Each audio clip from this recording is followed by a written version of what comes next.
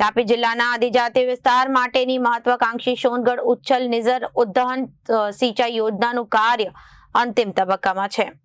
આ યોજનાની પ્રગતિ નિરીક્ષણ કરવા માટે રાજ્ય કક્ષાના માનનીય મંત્રી અને પાણી પુરવઠા અને જળ સંપત્તિ સ્વતંત્રતા હાવલો ઈશ્વરભાઈ પટેલ તાજેતરમાં સ્થળની મુલાકાત લીધી હતી। અધિકારીઓને જરૂરી સૂચનો આપ્યા હતા અને 962.12 કરોડના અંદાજિત ખર્ચે તૈયાર થઈ રહેલી આ યોજનાની 97.35% ભૌતિક અને 94.70% નાણાકીય કામગીરી પૂર્ણ થઈ ચૂકી છે।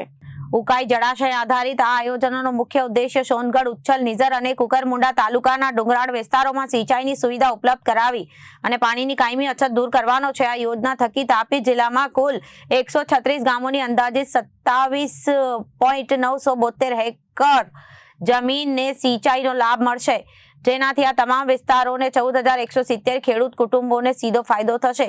આ યોજના હેઠળ 404 હયાત ચેકડેમોને સિંચાઈ થકી ભરવામાં આવશે।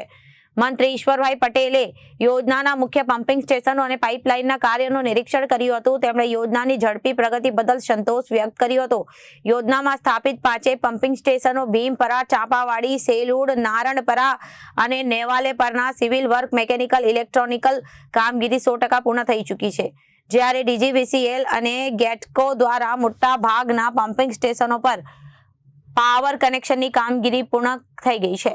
મંત્રીએ જણાવ્યું હતું કે આ યોજના તાપી જિલ્લાના ખેડૂતોની આર્થિક સ્થિતિને મજબૂત બનાવવામાં અને કૃષિ ઉત્પાદકતા વધારવામાં નિર્ણાયક સાબિત થશે। બાકી રહેલી તમામ કામગીરી વહેલી તકે પૂર્ણ કરવા માટે સંબંધિત અધિકારીઓને સૂચન કર્યા હતા।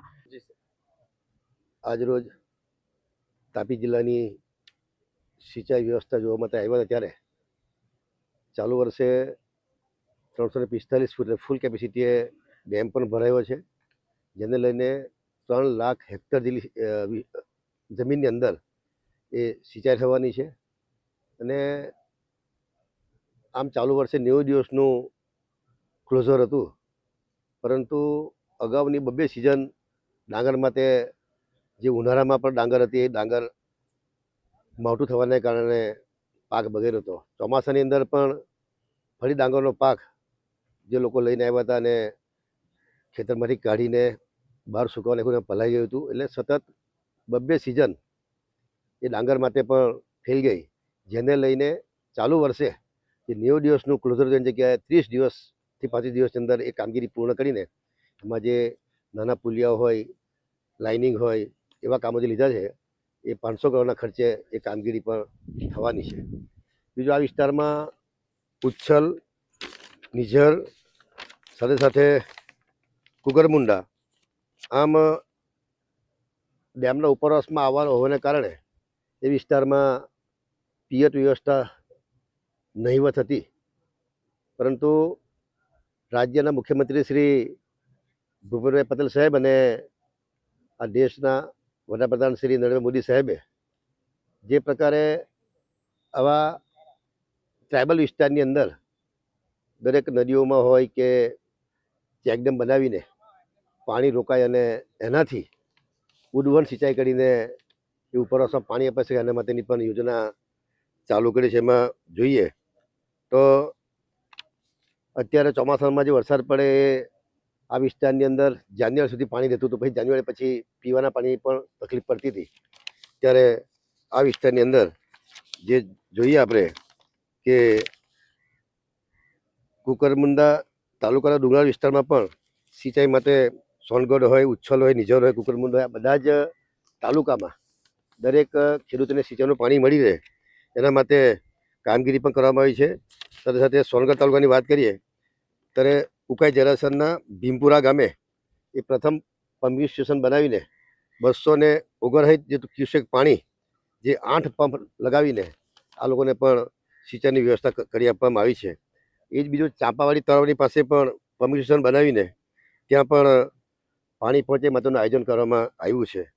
જ્યારે સોનગઢ તાલુકાના ડોસવાલા ગામે ડેમ તેમજ પાઇપલાઇન યોજનાથી ભરાય, જેથી કરીને વિસ્તારના ખેડૂતોને પણ એ કામગીરી પાણી મળી રહે, એ લોકો પોતે પણ આર્થિક રીતે સક્ષમ થઈ શકે। ઉચ્છલ તાલુકાની વાત કરીએ ત્યારે ઉચ્છલ તાલુકામાં પણ સેલુડ ગામ પાસે પ્રથમ પમ્પિંગ સ્ટેશન બનાવીને ત્યાં પણ 60 ક્યુસેક પાણી છોડીને લગભગ 40 કિલોમીટર લાંબી લાઈન નાખીને એ વિસ્તારમાં પણ પાણી આપવાનું આયોજન થઈ ગયું છે.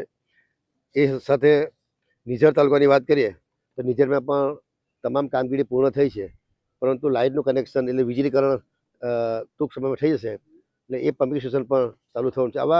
આ વિસ્તારની વાત કરીએ લગભગ 900 કરોડના ખર્ચે આવી ઉડવન સિંચાઈ યોજના દ્વારા છેવાડાના વ્યક્તિઓને કે જે ભૂતકાળમાં પાણી હોવા છતાં પોતાના ગામમાંથી પાણી પસાર થાય પરંતુ પોતા સિંચાઈ પદ્ધતિમાં એટલે પિયત કરી શકતા નહોતા, ત્યારે આજે જોઈએ છે કે આવી ઉડવન યોજના બનાવીને અને નદીની અંદર પણ દર 2-5 કિલોમીટરે ચેકડેમ બનાવીને એક સિરીઝમાં ચેકડેમ બનાવીને તમામ નદીઓમાં પણ પાણીનો જીવન જથ્થો રહે, જેથી કરીને ભૂગર્ભ જળ પણ ઊંચા આવે, એમાંથી પણ ડાયરેક્ટ પમ્પિંગ કરીને લઈ શકે એ પ્રકારનું આયોજન પણ કર્યું છે. અને ભવિષ્યની અંદર જ્યાં જ્યાં પણ જે વિસ્તારમાં થોડો ઘણો જે વિસ્તાર રહી જાય છે એ વિસ્તારને પણ પીવાનું પાણી અને સિંચાઈ માટેનું પાણી મળી રહે એ માટેનું પણ આયોજન કરવામાં આવ્યું છે. અત્યારે જે શરૂઆતમાં જ્યારે ઉડવાન સિંચાઈ યોજના જે શરૂઆત કરવામાં આવી, પરંતુ એમાં એ પછી ખબર પડી કે અમુક ગામો અમુક વિસ્તાર રહી જાય છે, તો એ વિસ્તારની અંદર પણ આવનાર દિવસોમાં તમામ જગ્યાએ પાણી પહોંચે એ પ્રકારનું આયોજન કરવામાં આવ્યું છે.